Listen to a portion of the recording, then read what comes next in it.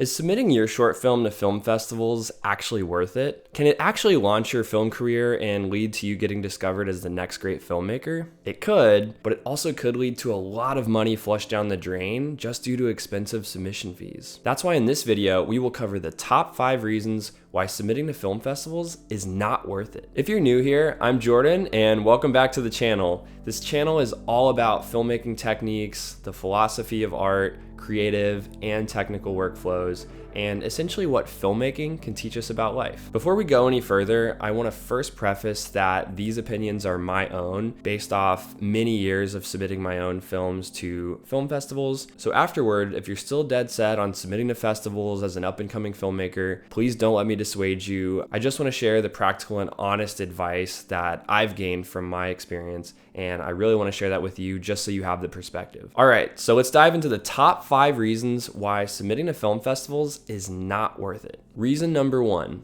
expensive submission fees. In recent years, everything has gone up, including the cost of submission fees to submit your film to a lot of the big film festivals. These festivals include Sundance, Tribeca, South by Southwest. A lot of these festivals that have the recognition and prestige often cost a lot more than a lot of the smaller niche festivals. If you finished your short film and you're very proud of it and ready to submit it out to a lot of different film festivals, just keep in mind that the more big festivals that you want to start to submit to, the higher those costs are going to continue to stack up, and your film does not happen to get into any. That is a lot of money that you've given away for no real effective result or value. I tend to see this happen with a lot of very early filmmakers who have either just finished their first major short or maybe it's their first project out of film school. The first thing you want to do is celebrate it by sending it out to all the festivals, and I did this same thing many times, especially with my first 2 films out of college. And ultimately, these festival fees really start stacking up into the hundreds, if not thousands. I personally have spent well over $1,000 on different festival circuits. My advice here is if you are going to submit, just be very intentional about the specific festivals that you want to target. That might be a little more niche to the genre or the thematic subject matter of your short film. It allows you to have a much better chance of getting in. Sometimes because you are still learning and you're still a newer filmmaker, it might be even harder for you to compete with some of these much more seasoned and established filmmakers. Let's take a look at some of the most recent short film submission fees from some of the biggest festivals from the past year. Sundance, the early deadline is $50, the regular deadline is $70, and the late deadline is $90. For Tribeca, the early submission fee is $50, the regular submission fee is $60, and the late submission fee is $75. Venice, $86 for the regular deadline and $108 for the late deadline. Austin Film Festival, early deadline is $60,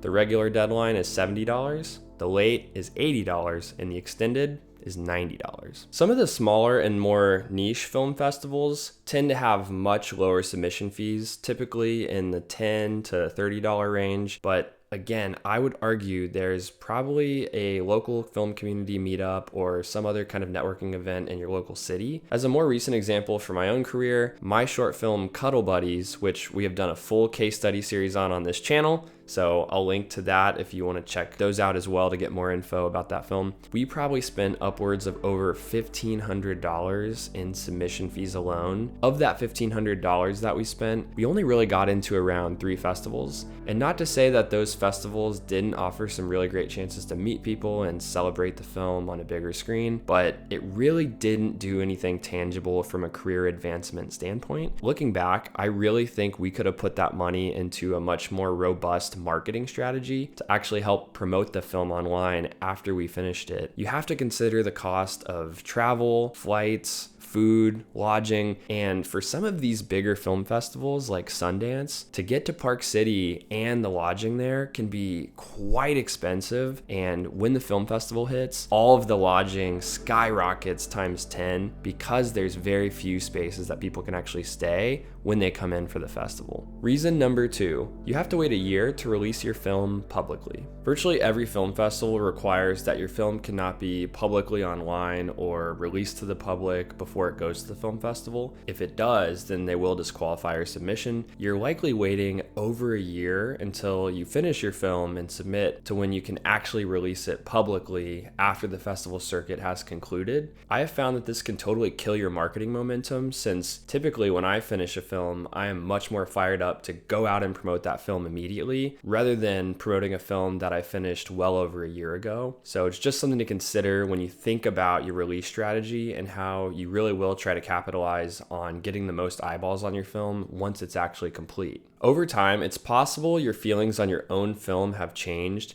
especially if you go the festival route and if you don't get into any, or you only get into a very select few that are smaller. Sometimes this can really start to affect the way that you feel about the film in a much less confident way. And it can also start to make you feel much less confident in your own abilities as a filmmaker. That's one of the things I really don't love about the film festival circuit, is that festivals really aren't a reliable metric of the emotional impact of your story or the actual quality of your film and how much it resonates with audiences. I've seen this firsthand where I have had a film that always played very successfully in crowds that I showed it to in local screenings, and yet a lot of film festivals didn't take it. And so this is a perfect example of how a festival not taking your film really has no true judgment on the quality of your actual film itself. And yet the influence of festivals on our industry is so great that it does cause a lot of filmmakers, especially early filmmakers, to really feel like maybe they don't have what it takes or their films aren't as good as they thought. I believe we need something that is a more reliable metric on the actual emotional impact of a film, especially for up-and-coming filmmakers who really could use that confidence as they're starting out their career, starting to figure out what is their voice and find that as they go. Reason number 3. The slim chances of getting into the big festivals. The chances of getting into these big festivals in recent years has become exponentially more difficult and competitive, and to be honest, political. Last year, Sundance selected 53 short films out of a submission pool of 12,098 submissions. This is an extremely high number of submissions, and every year that submission number only goes up. This is also an insanely large amount of films that a programming team has to view, and especially a programming team of less than 20 people that only has 3 or 4 months to do so. In my opinion, I am not completely convinced that the programming team at some of these bigger festivals like Sundance actually watches every single submission that they get, which effectively allows them to pocket your submission fee, and there's no checks and balances on this because of the secretive nature of how the programming teams do their work. To cite a few examples of this, the website Film Industry Watch has closely reported on a lot of different cases, so let's check out a blurb from one of their articles. In yet another case underscoring industry-wide issues of lack of transparency and unfair practices, a recent report suggests that the Sundance Film Festival may not be reviewing all of film submissions despite charging filmmakers up to $80 per entry. This allegation emerged when a producer, upon checking her film's statistics on Vimeo, discovered no views had been registered. Seeking clarification, she reached out to the festival. Adam Montgomery, a senior manager and programmer at Sundance, responded, asserting that Vimeo statistics are not always reliable and claiming the film had been viewed. Hours after this email exchange, the film's Vimeo statistics finally showed a view from the Los Angeles area, where many of the festival's employees are based. Notably, only 54% of the film was watched. This post-inquiry viewing casts doubt on Montgomery's assurances and suggests that the festival may not be thoroughly screening all submissions. Simultaneously, another festival programmer, Anna Souza, wrote to the producer that the program for the 2024 festival had already been finalized, indicating that this decision was made without viewing the producer's film. To cite one other example from Sundance programmer Kim Utani's words from a recent No Film School article, check out the following. As Sundance's director of programming, Kim Utani told IndieWire in advance of this year's festival, Sundance tracks film projects so far in advance that I feel like I hear about anything before it gets to us. The article continues, film festivals need to be financially sustainable, which means that festival organizers must keep marketability in mind. If a film has A-list talent attached, it's likely to attract audiences and garner press interest. If a film distributor or studio partner wants to sponsor the opening night party, it's that much more likely that their latest release will be selected for the festival. Over the years, the big festivals have really become more of prestige events for people that are already discovered and not necessarily the breeding ground for fresh talent that it used to be in prior years. So I personally had a contact with one of the Sundance Festival programmers a few years back, and I submitted my short film to them. I even gave them a heads up that I was going to. They told me they watched it with their team and said nice things about it, and even that was still not enough to get it into the festival. It's become increasingly clear that to get in, you almost need either an already established actor to be in your movie, or sometimes you even need a sales agent who can actually help broker getting your film into that festival. But I absolutely think going at least once is definitely a rite of passage, and I very much enjoyed my time when I went, but I just wouldn't fully bank on yourself getting launched as a result of going, whether as an attendee or even with something playing in the festival. So just something to consider, that the odds are not ever in your favor. Reason number 4, rarely do film festivals truly advance your filmmaking career. I think perhaps the most important question any filmmaker should ask themselves before they submit to a single festival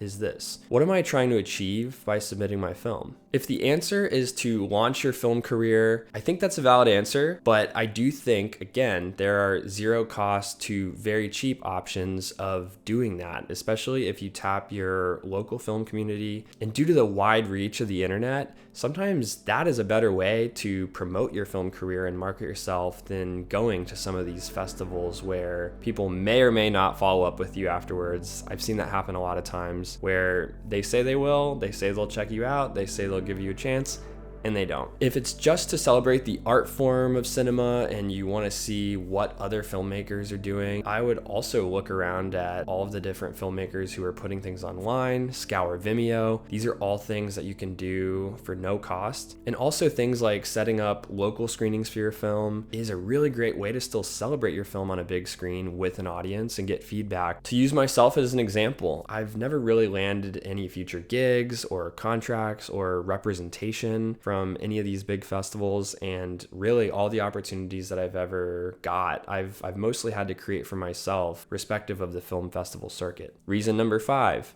the changing marketplace. With the surge of streaming services like Netflix or Amazon Prime in recent years, the industry and the business side of how things get financed and how projects get made has undergone a drastic change in the last 5 years. What this really translates to is less and less of these projects are getting financed or made, especially for independently made projects or first-time directors in the short or the feature space. So it really has just meant that it's harder and harder to even get these projects made to be able to get sent to a festival, or to even get something after the festival ends if you are fortunate enough to get into one of the big festivals. A lot of the pool of funding that is still getting spent on different projects is going to pre-established filmmakers or actors or people that already have stature in the industry, but not people that are breaking in for the first time. For short films, I've also observed that it has led less and less to what I call the feature treatment, which is where a short film that really does well at Sundance ends up getting a deal to expand it into the full-length feature version of that same film. Once they make the feature version, they will submit it back again to Sundance, and this creates a buzz of people who were very familiar with the short want to come back to see what the feature version looks like. So that is a perfect example of how Sundance really used to launch many filmmakers' careers who were just starting out. So good examples of this are Damien Chazelle's film Whiplash, which started as a short at Sundance, went on to get a feature deal, came back to Sundance, and ended up getting nominated for an Oscar. But in recent years, this is happening less and less to directors who get short films into Sundance. A lot of the films that get submitted to film festivals are original films, and they're not based off intellectual property or pre-existing franchises or IP. And because there is such a big emphasis on